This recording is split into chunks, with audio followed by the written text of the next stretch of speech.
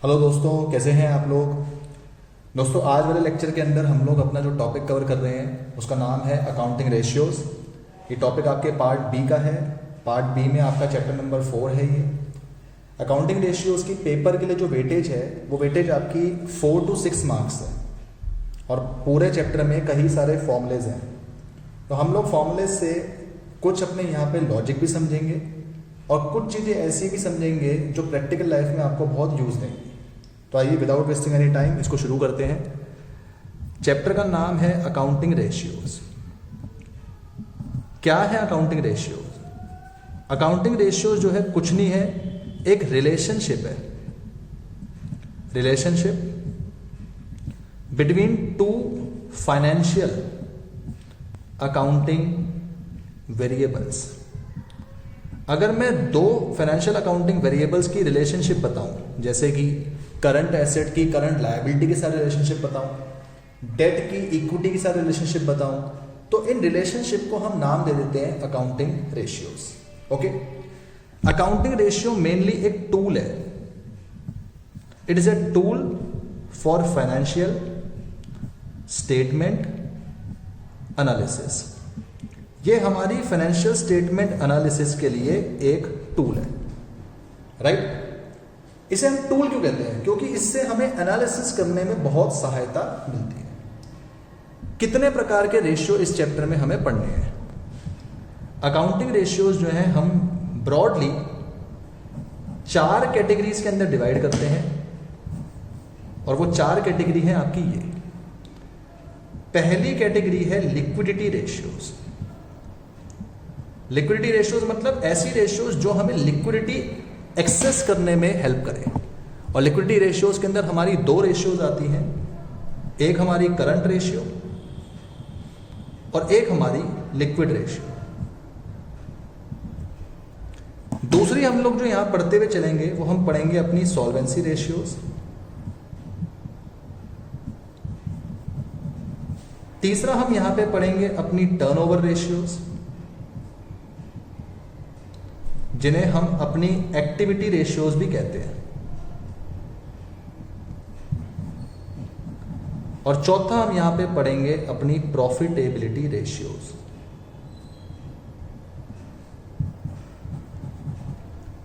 For the time being आज वाले lecture के अंदर हम अपनी लिक्विडिटी रेशियोज को कवर करेंगे। आने वाले समय में हम इनको भी कवर करेंगे, तो इनके नाम, इनके अंदर कौन कौन सी रेशियोज आती है वो हम बाद में डिस्कस करेंगे। पहले आज हम बात करने जा रहे हैं लिक्विडिटी रेशियोज की। आइए समझते हैं लिक्विडिटी रेशियोज कैसे निकलती है, क्या इसका निकालने का तरीका है। तो जैसा कि मैंने आपको बताया, लिक्विडिटी रेशियोज में 2 रेशियो हमें यहां पे सीखनी है। पहली करंट रेशियो और दूसरी लिक्विड रेशियो। तो पहली बात करते हैं करंट रेशियो की। करंट रेशियो को वर्किंग कैपिटल रेशियो भी कहा जाता है। अलग अलग नाम हमेशा ध्यान रखना, क्योंकि एग्जाम में किसी भी नाम से आ सकता है। और इसको निकालने का तरीका होता है कि आप अपने करंट एसेट को अपनी करंट लायबिलिटी से डिवाइड करें, आपको पता चल जाएगा कि करंट रेशियो कितनी है। करंट एसेट्स में क्या क्या आते हैं? अगर आप सब बच्चों ने चैप्टर 1 सबहेड्स मेजर हेड्स पढ़ा हुआ है तो आपको पता होगा कि करंट एसेट्स में क्या क्या आता है। फिर भी रिवाइज करवाने के लिए मैं आपको बताऊंगा। करंट एसेट्स में सबसे पहले हमारी करंट इन्वेस्टमेंट आती है। करंट इन्वेस्टमेंट के अलावा हमारी इन्वेंट्रीज आती हैं। इन्वेंट्रीज के अलावा हमारे जो ट्रेड रिसीवेबल हैं वो आते हैं। कैश एंड कैश इक्विवेलेंट आते हैं। अदर शॉर्ट टर्म एसेट्स या करंट एसेट्स आएंगे और other short term loans and advances ये आते हैं। ये सारे आपके करंट एसेट्स हैं। सबहेड्स मेजर हेड्स चैप्टर के अंदर आपने बखूबी इन चीज़ों को पढ़ा हुआ। अगर आपने उनको नहीं पढ़ा हुआ तो मैंने चैनल पे एनालिसिस ऑफ फाइनेंशियल स्टेटमेंट्स के नाम से उसकी भी वीडियो बना रखी है, आप वहां पे जाके इसको गो थ्रू कर सकते हैं। उसी प्रकार जो आपकी करंट लायबिलिटी है उसमें क्या क्या आता है? करंट लायबिलिटी के अंदर हमारी आती है हमारी short term borrowings. Short term borrowing आपको नहीं पता तो मैं बता दूं, bank overdraft, cash credit, demand loans, ये सब आएगा। शॉर्ट टर्म बोरोइंग के अलावा हमारे ट्रेड पेबल्स यानी कि हमारे creditor, bills payable, other current liability जैसे outstanding expense, income receive in advance, और शॉर्ट टर्म प्रोविजंस जैसा कि प्रोविजन फॉर टैक्स, ये सब हमारे करंट लायबिलिटी के अंदर आते हैं, राइट। करंट रेशियो निकालते वक्त आपने एक दो नोट्स को भी हमेशा ध्यान रखना है, तो वो नोट्स भी मैं आपको यहां पे बता दूं। Note number 1, loose tools are not considered while calculating current ratio. क्या कहना चाह रहे हैं इस बात को समझें। एक्चुअली हमारे करंट एसेट्स के अंदर एक टर्म आता है जिसको हम नाम देते हैं इन्वेंट्री, और इन्वेंट्री के अंदर हमारा स्टॉक आता है, लूज टूल्स आते हैं। देखिए दोस्तों, लूज टूल करंट एसेट्स है, इस बात में कोई भी दो राय नहीं है, बिल्कुल है। लेकिन करंट रेशियो को निकालते समय हम लूज टूल्स को लेके नहीं चलते, तो ये बात आपने ध्यान रखनी है। व्हाइल कैलकुलेटिंग करंट रेशियो आप लूज टूल्स को लेके नहीं चलेंगे। दूसरी चीज, नोट नंबर 2, नोट नंबर 2 ये है कि करंट रेशियो निकालते वक्त आपने अपने डेटर्स में से प्रोविजन को जरूर माइनस करना है। While calculating current ratio, debtors are always taken net of provision. Current ratio को निकालते वक्त हमने डेटर्स को हमेशा नेट ऑफ प्रोविजन लेना है। नेट ऑफ प्रोविजन मतलब कि डेटर में से प्रोविजन फॉर डाउटफुल डेट को माइनस करके जो वैल्यू आती है आपने वो लेके चलना है। थर्ड, नोट नंबर 3, एक आइडल करंट रेशियो जो होती है, जो होनी चाहिए, वो होती है 2:1। देखिए दोस्तों, मैं ये कह रहा हूं कि ये होनी चाहिए, ऐसा नहीं कि ये आपको बनानी है, मैं ये नहीं कह रहा। मान लीजिए अगर आपने किसी बिजनेस की करंट रेशियो निकाली, वो आई 5:1, तो मैं कहूंगा कि उन्हें 2:1 पे मूव करना चाहिए, मतलब अपनी रेशियो को डिक्लाइन करना चाहिए। और किसी की मान लीजिए 1:1 आए, तो मैं कहूंगा कि इनको 2:1 पे मूव करना चाहिए, इनको अपनी रेशियो को इंप्रूव करना चाहिए, इनको डिक्लाइन करना चाहिए, इनको इंप्रूव करना चाहिए। कि इंडस्ट्री के नॉर्म्स के मुताबिक जो आइडल रेशियो है करंट रेशियो, वो है 2:1, राइट। इसके अलावा बहुत सारे क्वेश्चंस जब आप करेंगे तो क्वेश्चन को करते टाइम पे आपको वर्किंग कैपिटल की भी जरूरत पड़ेगी। वर्किंग कैपिटल का मतलब होता है हमारे current asset minus current liability. Working capital का सीधा सा मतलब बस ये है कि how much amount of day to day cash you require, कि आपने वर्किंग करने के लिए, अपने बिजनेस में काम करने के लिए कितने पैसे की जरूरत पड़ती है, और जितने पैसे की आपको जरूरत पड़ती है उसी को हम नाम दे देते हैं क्या, वर्किंग कैपिटल। ओके, नेक्स्ट जो आपने ध्यान रखना है वो ये कि अगर आप कोई भी रेशियो निकालते हैं तो आपने उसको 1 के मल्टीपल्स में निकालना है। मेरे कहने का मतलब क्या, ध्यान दीजिएगा कि मैंने current asset upon current liability करा, करंट रेशियो निकाला। लेट्स से 5 लाख अपॉन में 2.5 लाख है, तो रेशियो आ गई 2:1। Let's say 5 lakh upon 2 lakh है, तो मैं इसको 5:2 नहीं लिखूंगा, मैं इसको लिखूंगा 2.5:1। मतलब 2 लाख 5 लाख कंप्लीटली डिवाइड करो, आंसर आएगा 2.5, तो 2.5:1 लिखेंगे। मेरे कहने का मतलब यह है कि आप अपने आंसर को डिनोमिनेटर 1 की टर्म्स में लिखेंगे। लेट्स से अगर आपका 3 लाख अपॉन 1 लाख आया तो आप 3:1 लिखो, लेकिन 3 लाख अपॉन अगर 2 लाख आ गया तो आप 3:2 नहीं लिखोगे, आप लिखोगे 1.5:1। ऑलवेज रिमेंबर कि आपका जो आंसर है वो 1 के मल्टीपल्स में होना चाहिए, यानी जो डिनोमिनेटर है वो आपके 1 के मल्टीपल्स में आना चाहिए, राइट। इसके अलावा दूसरी चीज, एक की स्किल मैंने यहां पे आपको समझाना है। ये की स्किल आपको हेल्प करेगा क्योंकि इस चैप्टर के अंदर कई सारे फॉर्मुलेज हैं। ऑल्दो मैं सारे फॉर्मुले तो एलिमिनेट नहीं कर सकता, बट आई कैन मैनेज कि मैं कुछ फॉर्मुलों को आपके लिए खत्म कर दूं, तो ये की स्किल आपको हेल्प करेगा उन फॉर्मुलों को खत्म करने के लिए। देखिए दोस्तों, एक कंपनी की जो बैलेंस शीट होती है वो आपकी वर्टिकल फॉर्मेट में बनती है, पर अगर मैं उसे अपने हॉरिजॉन्टल फॉर्मेट में बनाऊं तो कैसी बनती। एसेट्स में आते हैं नॉन करंट एसेट और करंट एसेट, ये बन जाता आपका टोटल एसेट, राइट। लायबिलिटीज में अगर आपको ध्यान हो तो इक्विटी एंड लायबिलिटी होता था, जिसमें सबसे पहले आता था share holder funds, then non current liability और करंट लायबिलिटी। ये बन जाएगा total equity and liability, right. एक और हेड होता था, बच्चे बता रहे हैं, एप्लीकेशन मनी पेंडिंग अलॉटमेंट, क्योंकि वो यूज नहीं होता कहीं भी प्रैक्टिकल उसमें, इसलिए मैंने वो उस पॉइंट को वहां पे स्किप कर दिया। ना हम ये जानते हैं कि ये दोनों आपके मैच करने चाहिए, टोटल तो मैच करने चाहिए। हाँ, बैलेंस शीट इस फॉर्मेट में नहीं बनती, लेकिन की स्किल समझाने के लिए मैंने इस फॉर्मेट में बना दी। हमें करंट रेशियो के लिए किसकी जरूरत है? हमें करंट रेशियो के लिए करंट एसेट और करंट लायबिलिटी की जरूरत है। तो ऐसा भी तो हो सकता है कि आपको टोटल एसेट दे दिए हो और नॉन करंट एसेट दे दिए हो। अगर आपको total asset non current asset दिया है तो आप करंट एसेट निकाल सकते हैं। कैसे? टोटल में से नॉन करंट को माइनस कर दो। इसलिए अपने माइंड में ये बैलेंस शीट का की स्किल होना बहुत जरूरी है। आप एग्जाम में ये की स्किल ड्रॉ नहीं कर सकते, लेकिन इसकी मदद से आप फॉर्मुलों को बिल्डअप कर सकते हो।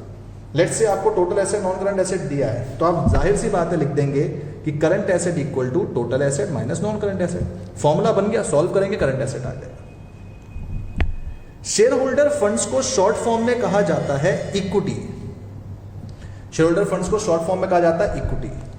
नॉन करंट लायबिलिटी को शॉर्ट फॉर्म में कहा जाता है डेट्स। ओके, अगर शेयर होल्डर फंड्स और नॉन करंट लायबिलिटी यानी इक्विटी और डेट को प्लस कर दूं तो यह बन जाता है कैपिटल इंप्लॉयड। Capital employed. और अगर नॉन करंट लायबिलिटी और करंट लायबिलिटी को प्लस कर दूं, मतलब कि ऐसे लेते हैं, इन दोनों को अगर मैं प्लस कर दूं तो यह बन जाता है हमारा टोटल डेट्स। ये की स्किल आपका आगे तक काम आएगा। डेट्स अलग चीज है, टोटल डेट अलग चीज है। अब ध्यान से मेरी बात को समझिए। अगर मैंने आपके क्वेश्चन में आपको कैपिटल इंप्लॉयड दे दिया और टोटल एसेट दे दिया, इसका मतलब मैंने आपको ये दिया है, टोटल एसेट ये है तो टोटल इक्विटी लायबिलिटी भी यही होगा, क्योंकि दोनों मैच करते हैं। मतलब ये आपका टोटल इक्विटी लायबिलिटी ही है। और अगर मैं टोटल इक्विटी लायबिलिटी से अपनी कैपिटल एम्प्लॉयड, इन दोनों को कैपिटल एम्प्लॉयड बोलते हैं, अगर मैं इसको माइनस कर दूं तो क्या निकल के आ जाएगा? Current liability. यानी कि total asset minus capital employed भी एक फॉर्मूला बन गया किसका? Current liability. ऐसे कई सारे अनेक फॉर्मूले हैं जिन्हें हम याद नहीं कर सकते, इसलिए उनको याद रखने के लिए हमें ये बैलेंस शीट का की स्किल याद होनी चाहिए। हमारे मन में बैलेंस शीट की एक इमेज हमेशा रेडी होनी चाहिए कि कल को अगर कोई क्वेश्चन आता है तो हम इस बैलेंस शीट के की स्किल के द्वारा अपने फॉर्मूलों को फ्रेम करें और अपनी चीजों को निकालें। ध्यान रहे दोस्तों, आप ये की स्किल पेपर में नहीं बना सकते, इसलिए बनाना नहीं है। ये सिर्फ आपने अपने माइंड में रखना है। आप रफ में जाके इसको बना सकते हैं और इससे अपने फॉर्मूलों को निकाल के चल सकते हैं। ओके, नाउ करंट रेशियो के अलावा जो हमें यहां पे अपनी दूसरी रेशियो पढ़नी है वो हमें पढ़नी है लिक्विड रेशियो। लिक्विड रेशियो को एसिड टेस्ट रेशियो भी कहा जाता है और कई लोग इसको क्विक रेशियो भी कहते हैं। क्या फॉर्मूला होता है इसका? इसका फॉर्मूला है क्विक एसेट्स या फिर लिक्विड एसेट्स अपॉन में करंट लायबिलिटीज। लिक्विड एसेट या क्विक एसेट्स क्या चीज है? लिक्विड एसेट्स माने आपके सारे करंट एसेट, माइनस में आपकी इन्वेंट्री को लेके नहीं चलते, और माइनस में आपके प्रीपेड एक्सपेंस। सारे करंट एसेट लेने हैं, सिर्फ इन्वेंट्री और प्रीपेड एक्सपेंस नहीं लेना। मैं आपको बता दूं, ये इन्वेंट्री जो हम नहीं लेते ये हमेशा क्लोजिंग इन्वेंट्री होती है। ओके, तो ये आपके लिक्विड एसेट्स हैं, इनको ऊपर रखना है, नीचे divide by current liability. Liquid ratio current ratio में फर्क क्या है? लिक्विड रेशियो आपकी लिक्विडिटी को ज्यादा बेहतर तरीके से बताती है, राइट। और एक आइडल लिक्विड रेशियो क्या होती है? वो होती है 1:1। जैसे आइडल करंट रेशियो 2:1 होती है, ऐसे आइडल लिक्विड रेशियो जो है वो होती है 1:1, राइट। सो ये हमारे कुछ बेसिक्स हैं जो कि आपको लिक्विडिटी रेशियो निकालते वक्त पता होने चाहिए। इनके आधार पे हम जो अपने क्वेश्चंस हैं उनको सॉल्व करते हुए चलेंगे। आइए मैं आपको जरा कुछ क्वेश्चंस दिखाता हूं और बताता हूं कि उनको सॉल्व कैसे करना है। राइट, चलिए दोस्तों कुछ क्वेश्चंस मैं आपको दिखाऊंगा। मैं यहाँ पे जो बुक यूज कर रहा हूँ वो है टी एस ग्रेवाल। आप डी के गोयल, पीसी तुलसिया कोई भी बुक यूज कर सकते हैं।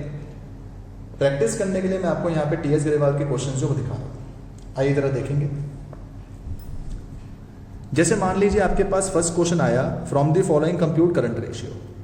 तो आपने सबसे पहले मन में सोचना है कि यार करंट रेशियो निकालते टाइम पे मुझे जरूरत है करंट एसेट्स की, करंट लायबिलिटी की। तो जितने आइटम मुझे दे रखे हैं मुझे उन आइटम्स में से करंट एसेट करंट लायबिलिटी को आइडेंटिफाई करना होगा। फॉर एग्जाम्पल जैसे आपके पास सबसे पहले डेटर्स दिए, ये आपके करंट एसेट्स हैं। आपके पास प्रीपेड एक्सपेंस दिए, current asset. Cash and cash equivalent current asset. Marketable security current asset. Bills payable current liability. Land building में क्यों नहीं ले रहा, क्योंकि ये नॉन करंट एसेट है तो मुझे नहीं लेना। Sundry creditor current liability. Debenture non current liability है। इन्वेंट्री करंट एसेट है। एक्सपेंस पेबल करंट लायबिलिटी है। सारी चीजों को आइडेंटिफाई कर दिया। करंट एसेट निकालो प्लस करके, करंट लायबिलिटी निकालो प्लस करके, डिवाइड करेंगे, आंसर आ जाएगा। राइट, तो ये तो बहुत ही बेसिक क्वेश्चन है। इस तरह का क्वेश्चन पेपर में बनता नहीं है। पेपर में थोड़े हाई लेवल क्वेश्चन आते हैं। जैसे मैं आपको करवाऊंगा क्वेश्चन नंबर 2। कहता है from the following current ratio निकालनी है। टोटल एसेट दिया, फिक्स टेंजिबल एसेट दिया, share holder fund. Share holder fund का मतलब होता है इक्विटी। नॉन करंट लायबिलिटी यानी कि डेट दिया और नॉन करंट इन्वेस्टमेंट दिया। आइए सॉल्व करते हैं। देखें मैंने आपको ये बैलेंस शीट का जो की स्किल है अभी वो बताया था, तो उसी को हम यूज करेंगे। ये रहा आपका बैलेंस शीट का की स्किल। अब जरा आप सोचिए कि आपको क्वेश्चन में टोटल एसेट दे रखा है 5 लाख, तो इसका मतलब ये वैल्यू मेरे पे 5 लाख की है, ये 5 लाख है तो ये भी 5 लाख है। मैं एक रफ मेकअप बना रहा हूं। इसके बाद मेरे को फिक्स टेंजिबल एसेट दिए 250 और नॉन करंट इन्वेस्टमेंट दिए 150। फिक्स टेंजिबल एसेट और नॉन करंट इन्वेस्टमेंट दोनों के दोनों नॉन करंट एसेट है। तो नॉन करंट एसेट एक दिया है 2.5 लाख, एक दिया 1.5 लाख, यानी कितना हो गया 4 लाख। तो मैंने मेकअप बनाया कि यार अगर मैं 5 लाख से 4 लाख घटा दूं तो मेरे करंट एसेट कितने आ गए 1 लाख। करंट रेशियो निकालने के लिए मुझे करंट एसेट पता चल गया। और देखिए आपको शेयर होल्डर फंड यानी इक्विटी दी है 320 और नॉन करंट लायबिलिटी यानी डेट दी है 130। तो डेट हो गया 130, ये हो गया 320। 320 130 इज 450। अगर 5 लाख से 450 गया तो ये कितना आ गया 50। आज की डेट में मेरे पे करंट एसेट भी आ गए, करंट लायबिलिटी भी आ गए। मैं रेशियो निकालूंगा 1 लाख अपॉन 50 तो आंसर आ जाएगा 2:1। आइए दोस्तों देखिए आंसर वो भी क्या है 2:1। बस जो काम आपने रफ में करा आप उस काम को फेयर में कैसे करेंगे मैं आपको वो समझाऊंगा। तो आप कुछ इस तरह से लिखेंगे। देखिए प्रेजेंटेशन आपकी ये रहेगी। क्वेश्चन नंबर 2 मैं लिखूंगा current ratio equal to current asset upon current liability. Short forms allowed नहीं है, शॉर्ट फॉर्म्स खाली मैं लिख रहा हूं, आप पूरा लिखेंगे। फिर आप लिखेंगे करंट एसेट कैसे निकाला, total asset minus non current asset. Total asset 5 lakh, non current asset कितने थे, एक 2.5 लाख एक 1.5 लाख। ऐसे मतलब जो काम आपने रफ में करा आप सिर्फ उसको एक्सप्लेन कर देंगे, दैट्स इट।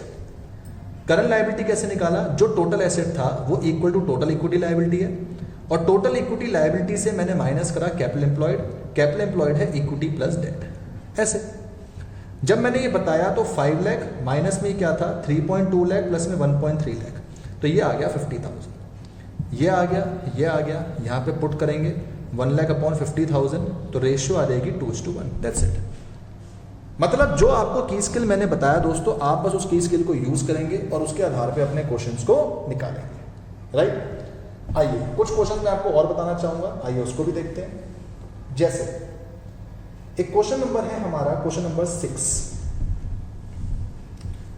करंट एसेट दे रखे हैं, वर्किंग कैपिटल दे रखी है, कह रहा करंट रेशियो निकालो। वर्किंग कैपिटल का फॉर्मूला क्या होता है, current asset minus current liability. अगर मैं ये करंट एसेट की वैल्यू यहां पे पुट कर दूं तो मेरी करंट लायबिलिटी भी आ जाएगी। इसका मतलब करंट एसेट दे रखे हैं तो करंट लायबिलिटी मेरी निकल के आ जाएगी। एंड जैसे ही मेरे पे दोनों निकल के आ गए तो मेरे पे करंट रेशियो भी निकल के आ जाएगी। राइट, और देखिए एक क्वेश्चन दे रखा है working capital, total debts, long term debts. आइए इसको समझते हैं। अगर मैं एक बैलेंस शीट का की स्किल फिर से आपको बताऊं, non current asset, current asset, total asset, equity, debt, current liability, total equity liability. अब क्या क्या दिया है आइए जरा उसको देखते हैं। जनाब मेरे को सबसे पहले जो यहाँ पे इंफॉर्मेशन दी गई वो दी गई मेरी वर्किंग कैपिटल, इसका तो कोई काम नहीं, इसको भूल जाओ। टोटल डेट है 390, याद करो टोटल डेट का मतलब क्या था, डेट और करंट लायबिलिटी मिला के, ये कितना है 390। और साथ में अपने पास मेरे को दे रखा है लॉन्ग टर्म डेट, वो कितना है 3 लाख। लॉन्ग टर्म डेट का मतलब है डेट, वो कितना है 3 लाख। अगर 390 टोटल है और उसमें से डेट 3 लाख है तो करंट लायबिलिटी कितना हो गया 90। और वर्किंग कैपिटल का फॉर्मूला होता है CA माइनस CL, अगर ये 90 है इसको यहाँ पे पुट कर दूं तो करंट एसेट निकल के आ गया। जैसे ही करंट एसेट आ गया करंट लायबिलिटी है रेशियो आ गई। बस आपने इसको फेयर में करके दिखाना है, तो आप कैसे दिखाओगे, आप सबसे पहले लिखोगे कि अगर मैं टोटल डेट से लॉन्ग टर्म डेट को हटा दूं तो क्या आ गया करंट लायबिलिटी, और फिर आप लगाओगे वर्किंग कैपिटल का फॉर्मूला CA माइनस CL, उसमें CL की वैल्यू आ चुकी है वो पुट करोगे, ये दे रखा है तो ये निकल के आ जाएगा। जैसे दो निकल के आ गए रेशियो आपकी निकल के आ जाएगी। राइट दोस्तों, क्या आपको मेरी बात समझ में आ रही है? आइए एक चीज मैं आपको और बताता हूं, उसको भी देखिए। एक क्वेश्चन नंबर 3 है अपने पास, 4 है अपने पास।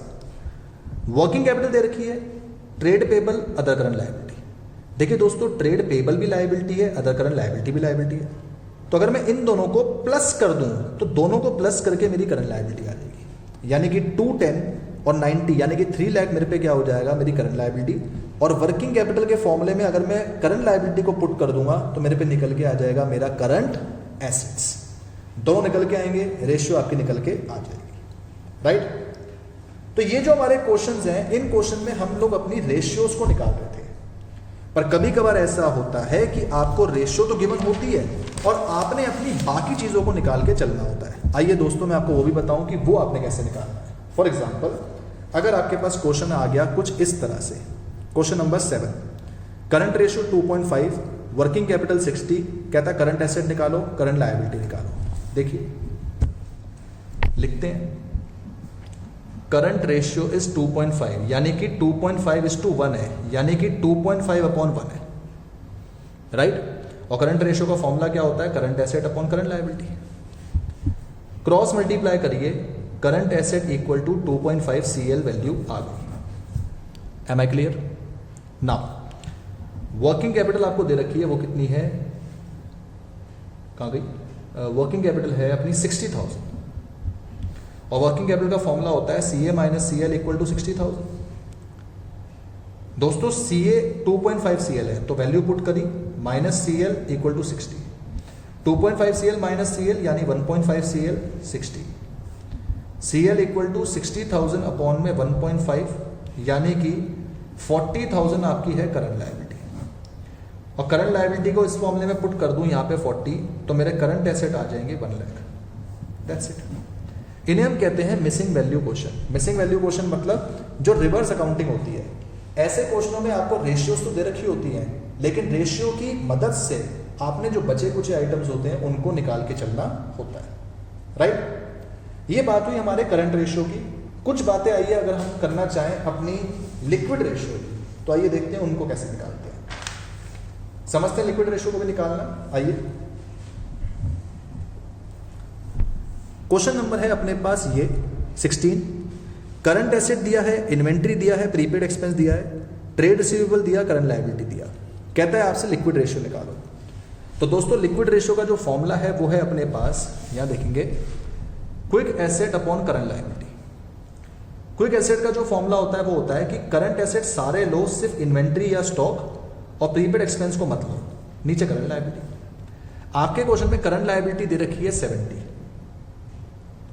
करंट एसेट आपके दे रखे हैं 2 लाख, इन्वेंट्री 50, प्रीपेड एक्सपेंस 10, तो ये माइनस कर देंगे, 2 लाख माइनस 60 यानी कि ऊपर बच जाएगा 140। सॉल्व कर देंगे, रेशियो आ जाएगी 2:1। Am I clear? और देखिए कुछ क्वेश्चन को हम एडवांस अगर लेके जाना चाहें तो कैसे निकालेंगे। अगेन, अगर मान लीजिए मेरा जो क्वेश्चन है वो आपके पास आ जाए 22, कहता है कि current ratio 4.5:1, quick ratio 3:1, inventory 36, find out current asset, current liability. Reverse accounting question है, समझते हैं कैसे करना है। जस्ट इक्वेशन बनाएंगे और क्वेश्चन को सॉल्व करेंगे। क्वेश्चन नंबर 22, करंट रेशियो आपके पास दे रखी है यहाँ पे 4.5:1, तो current ratio equal to CA/CL और ये है 4.5:1।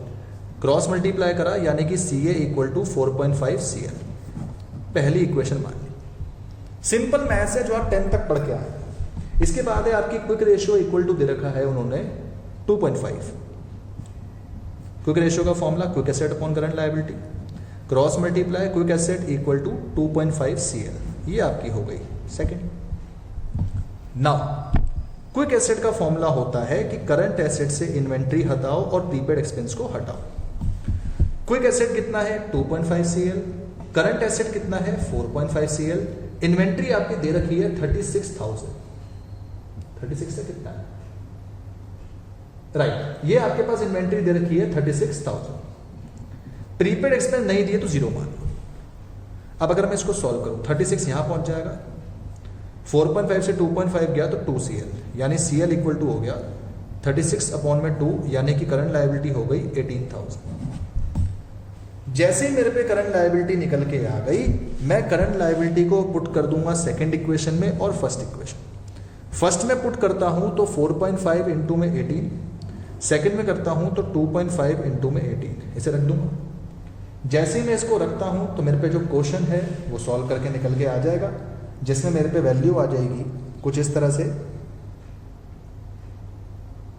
ये अपने पास आएगा। ओके हाँ, तो 2.5 इंटू 18 कर देंगे, 18 टू द 36, 36 एंड 9 यह आएगा 45,000, 18 4 जा 72, 72 एंड 9 81,000।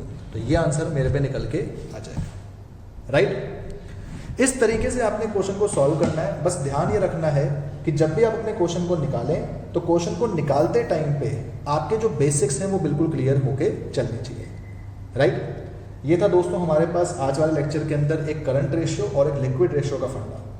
मैंने इस कंसेप्ट के अंदर दोस्तों एक क्वेश्चन होते हैं जिसमें आपसे ये पूछा जाता है कि रेशियो इंप्रूव होगी या डिक्लाइन, मैंने उनको कवर नहीं करा, उनको हम बाद में एक साथ एक ही लेक्चर के अंदर कवर करेंगे। इस पर्टिकुलर लेक्चर के अंदर मैंने सिर्फ आपको यह समझाया है कि लिक्विडिटी रेशियो को निकाला कैसे जाता है, तो आप इसके बेस पे अपने लिक्विडिटी रेशियो के जितने भी क्वेश्चन है वो करके चल सकते हैं। अगर कोई क्वेश्चन ऐसा होता है जिसमें आपसे पूछा जाए कि रेशियो इंप्रूव करेगी या डिक्लाइन, वो अभी आपने स्किप करने हैं क्योंकि वो आपने अभी नहीं पढ़ा है राइट। उम्मीद करता हूँ कि आपको टॉपिक समझ में आया होगा।